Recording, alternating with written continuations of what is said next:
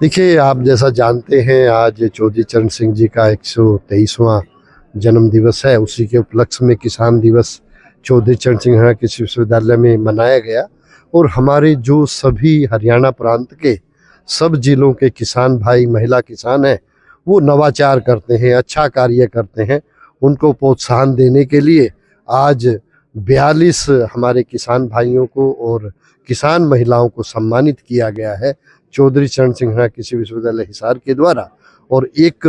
किसान रत्न अवार्ड भी दिया गया है जिसमें 30,000 रुपये की नगद राशि, साथ में शील्ड और शाल भी उनको दिया गया है, प्रशस्ति पत्र दिया गया है। क्योंकि ये हमारे किसान भाई जो हैं वो निरंतर नवाचार भी करते हैं, अच्छे कार्य भी करते हैं, कृषि से जुड़े सभी व्यवसायों में बढ़ चढ़ के भाग लेते हैं। उसी को सम्मान देने के लिए आज ये कार्यक्रम किसान दिवस के रूप में हमने 42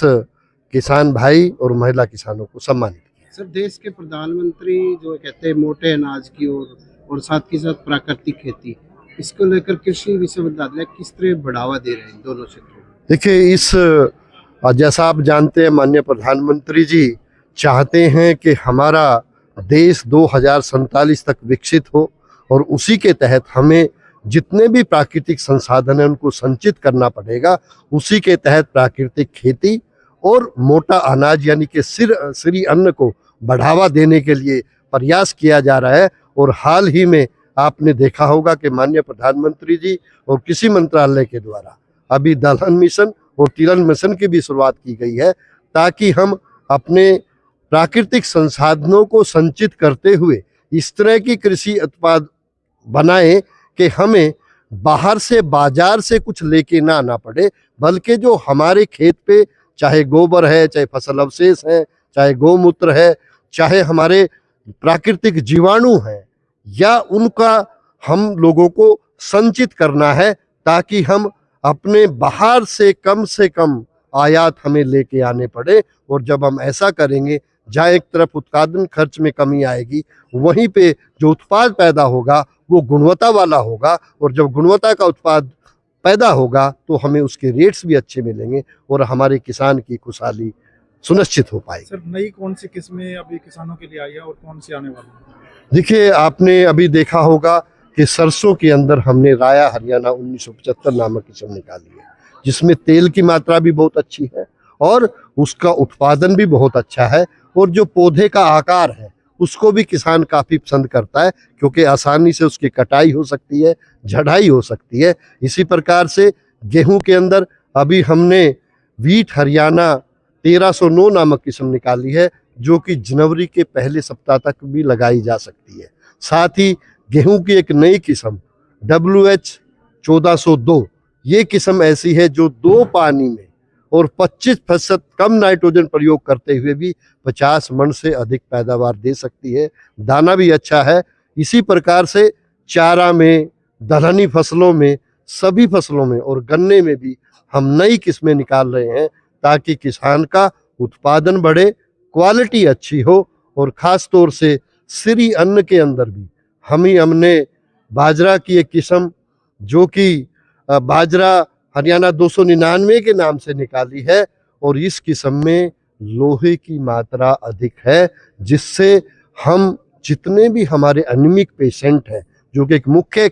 समस्या है ग्रामीण क्षेत्रों में, उसको दूर किया जा सकता है। और इन उत्पादों को और बढ़ावा देने के लिए अभी प्रसंस्करण यानी कि प्रोसेसिंग पे बहुत बड़ा जोर दिया गया है। और जितने भी मिलेट्स हैं उनके हम बेकरी के माध्यम से बहुत से उत्पाद बना रहे हैं, चाहे केक है, बिस्कुट है, ताकि वो आम जन तक वो पहुंच सके और वो पोषण सुरक्षा में अपना अहम योगदान देते हुए हमारे किसान की, हमारे युवाओं की आय को बढ़ा सके। और जो हमारे युवाओं के नवाचार हैं वो बिजनेस आइडिया के रूप में परिवर्तित हो, उसी के लिए हमने एग्री बिजनेस इंक्यूबेशन सेंटर की यहाँ पे स्थापना की है, जिसके माध्यम से 5 लाख से 25 लाख रुपए तक की अनुदान राशि जो भारत सरकार के द्वारा किसानों के लिए, ऐसे नवाचार हमारे जो उद्यमी हैं उनके लिए सुनिश्चित की गई है, उसका फायदा भी हमारे युवक जो हैं और युवतियां उठा रहे हैं। मैं आशीष मेहता, ग्राम सुखेरा खेड़ा, तहसील डबली, जिला सिरसा का रहने वाला हूँ। और मैं करीब 10 वर्षों से खेती के इस उन्नत कार्य में संलग्न हूँ। और मैं हमेशा से ही अपनी मृदा के स्वास्थ्य के प्रति काफ़ी सचेत रहा हूँ और हमेशा से ऐसे माध्यम जहाँ पर हम कम से कम कीटनाशकों का इस्तेमाल कर कर बेहतर उपज ले पाएँ और किसानों को एक संदेश कि कैसे कम लागत में अधिक उपज वह प्राप्त कर सकते हैं और किस तरीके से वह अपने सभी उत्पादों का प्रसंस्करण करके मार्केट में ब्रांडिंग के साथ उसको प्रेजेंट कर सके। तो ये हमेशा से ही मेरा विषय रहा है और मैं इन सभी में काम करता हूँ। मैं गन्ने की खेती, सरसों की खेती, कनक, सब्जियां, बागवानी और साथ साथ कंजर्वेशन एग्रीकल्चर मेरा सबसे ज़्यादा इम्पॉर्टेंट टॉपिक रहा है कि कैसे कम से कम डिस्टर्ब करके सॉइल को हम अपनी प्रोडक्शन को ले पाएँ, जिससे कि हमारे जीवाणु, माइक्रोबियल कल्चर्स सब मेंटेन रहें और मृदा का स्वास्थ्य भी निरंतर बढ़ता रहे। करीब 10 वर्षों से मैं अपने फसल अवशेष प्रबंधन पर भी कार्य कर रहा हूँ, जिससे मेरे मृदा के स्वास्थ्य में अभूतपूर्व फायदा मिला और हमारा जैविक मादा पहले के मुकाबले काफ़ी बढ़ा, जिससे हमारी उपज में काफ़ी बढ़ोतरी देखने को मिली। मैं ये समझता हूँ कि हमारे खेती के अंदर जितने भी रोग आते हैं, कहीं ना कहीं न्यूट्रिशनल मैनेजमेंट और एक गिरती हुई सॉइल हेल्थ बहुत ज़्यादा बड़ा कारण है। तो अगर किसान सॉइल हेल्थ पे काम करे, न्यूट्रिशनल मैनेजमेंट पे काम करे, ये बहुत बड़ी बात होगी। आज का ये किसान रत्न का सम्मान मिलना मेरे लिए अत्यंत भावनाओं और गर्व का विषय है और मैं कृतज्ञ हूँ चौधरी चरण सिंह हरियाणा कृषि विश्वविद्यालय का, जिन्होंने समय समय पर मुझे मार्गदर्शन दिया। मैं अपनी कृतज्ञता जाहिर करना चाहूँगा हमारे कृषि विज्ञान केंद्र सिरसा के कोऑर्डिनेटर डॉक्टर DS जाखड़ को, जो हमेशा हर समस्या का निदान लेकर मेरे खेत पर उपलब्ध रहते हैं। और साथ साथ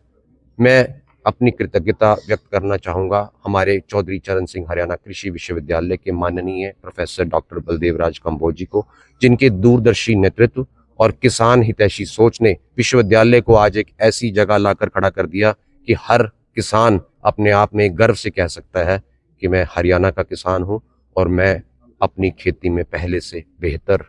कर पा रहा हूँ। सर, जैविक खेती को क्या लगता है किसानों को अपनाने से कितना फायदा मिलेगा?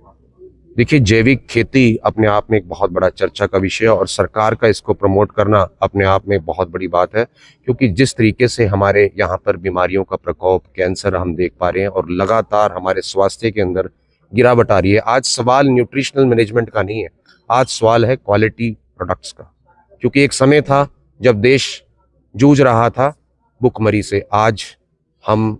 खाद्यान्न में सुरक्षित हैं, आज हमें पूरी तरह से